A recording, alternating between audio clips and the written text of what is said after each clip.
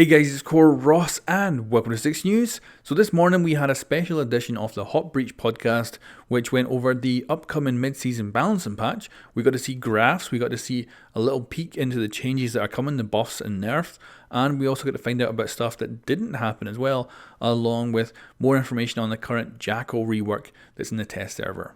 Now let's start by hitting some of the major bullet points that came up in the podcast. Now the podcast was being broadcast from Barcelona and at a Ubisoft studio. They actually work alongside Montreal on Rainbow Six Siege, and a lot of the balancing cell works there, and they were going over major changes that are coming with the mid-season balancing patch, along with some other stuff as well. So the changes that might possibly make it into the next mid-season patch, and there's still a possibility at this point, nothing's been locked down, but Twitch is apparently going to lose 5 rounds in her FAMAS, so not the worst nerf I can think of, so to me that's not too bad. And her weapon, they actually showed stats. Her weapon has the best kill to death ratio out of all the attackers, so it needs a little nerf, and yeah, hopefully that will be a good balancing change. Kaid might be getting a pretty decent buff if this one goes ahead, and it's increasing the radius of his electro claw, so he'd actually be able to electrify 3 reinforced walls with 1 claw.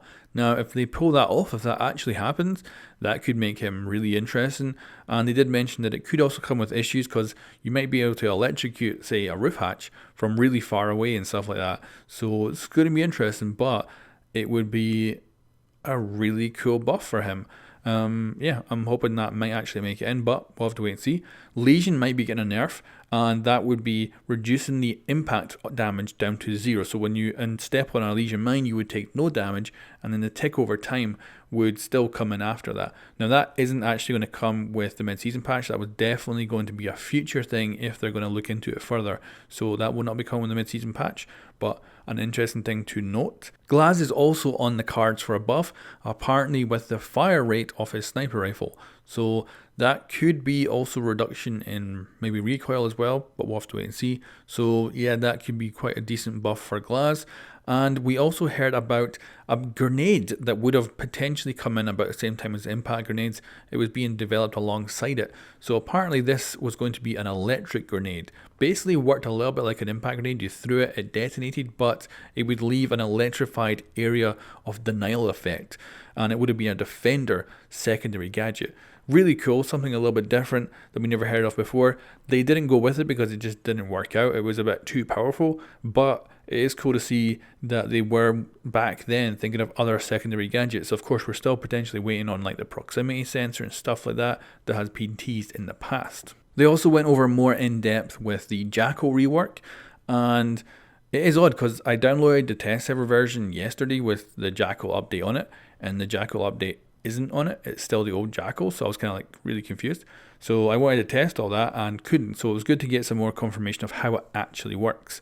So one thing I read wrong in the patch notes was that you cannot scan things from above. So if you're Jackal and look it up and you shoot through a floor, it will not be able to scan the footprints above it. You won't even see them. And they also went over how the scan works. So you can either choose to follow the footprints just as if you're tracking an enemy, or you can scan them, which will then delete the footprints. The footprints will vanish, so they can't just keep scanning over and over. And as such, it's kind of adding that risk and reward in, and of course the actual pings for the age of the footprints. So if the footprints are older, then if being on the ground longer, you get less pings as Jackal. So it's a choice now between either actually following the footprints, scanning them, and deleting them. But of course, if you scan them, everyone knows on your team where that person is. But of course, you still have like Cav that can counter it and stuff like that. So interesting. However, they did confirm that the Jackal rework will not be coming with the mid-season patch. It will be coming at some point in the future. So maybe with the launch of the brand new season, that's when we'll actually get the changes to Jackal. So they're not going to come this season. But let's move on to the actual graphs now. However, we have more than the usual graphs this time. So of course we have our usual ones, which is the win delta and this time presence graph, so it's a little bit different from previous ones. We also have weapon numbers, so like kill to death ratios with the guns, and we also have pick and ban numbers. There's a lot of really cool info to go over here, and even frustration numbers with operator types. So a lot of cool info. We're gonna go through these bit by bit. Feel free to pause and take in these graphs because of course there's a lot of information on them, and of course there's a lot of ways to interpret the data, so everyone's going to have different opinions on this, and that's fine. So let me know what you think of all this in the comments below. Let's start with the defenders balancing graph. So we have our win delta, and now at the bottom we have presence. So it's a little bit different from the pick rate from previous, but it shows us what we've got. And yeah, look at Jaeger up there, 90%. Hopefully, the rumors are right that we're going to have another, basically Jaeger 2.0 with the next season, which will then hopefully then solve Jaeger's pick rate issues and actually make him pretty much a perfect operator after that. But you can see Frost and Capcan just flying up the graph again. This is something that they love to do. They love to go up and down the graph randomly, and they're still doing that. We've got most of the operators in pretty decent ranges, I would say. It's actually looking quite balanced, which is great to see. Although I really doubt the Jachanka numbers here because I really don't think he has a win delta that good. Like, apparently he's only just losing games. That doesn't seem right. I think he should be way further down. But I don't know. Let me know what you think about that because that doesn't seem right to me, but maybe it is. I don't know. Then we've got the attackers balancing graph. This one doesn't look as balanced. The middle has not, it should be getting more and more operators in the middle, and it looks like they're kind of spreading out. There's no crazy pick rates, at least. Everyone's quite close together. But there's a lot of attackers on the low side of presence, and it's unfortunate to see Nuke down there, Fuses down there, Capital's down there, Amaru's down there, a lot of the new operators down there. Gridlock's doing okay, but still her pick rate is pretty terrible. I actually love playing Gridlock. Absolutely awesome operator. Of course, Split, Lion. There's a lot down there in the low end, but we can see the real fun operators to play that are awesome. So we've got Twitch, Ash, Thermite, Sophia, Jackal, Hibana, Sledge, all managing to do a pretty good job. Of course, Jackal's pick rate is inflated by the pick and ban system because it actually shows him with a higher pick rate because, of course, he's not in many games, but when he's not banned, people actually pick him. And, of course, let's not ignore Glass. Still doing horrible.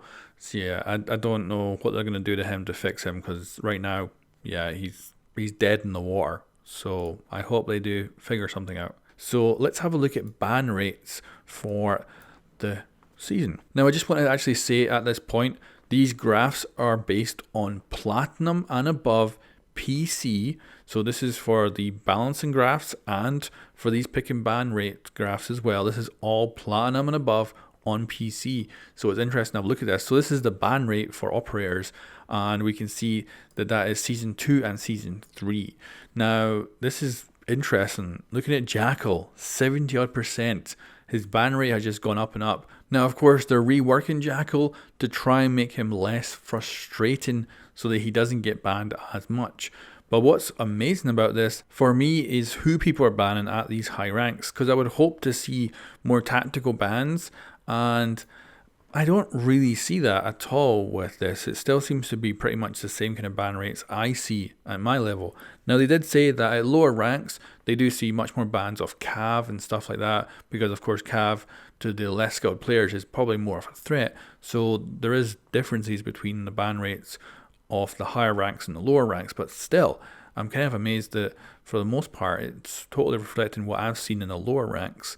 Now, moving on to defenders, we can see Mira is getting banned 75% of the time, with Echo at 70%, Clash at 13%. Now, Clash, I wouldn't say at that rank is going to be much of a threat, so I'm quite amazed to see her getting banned that much.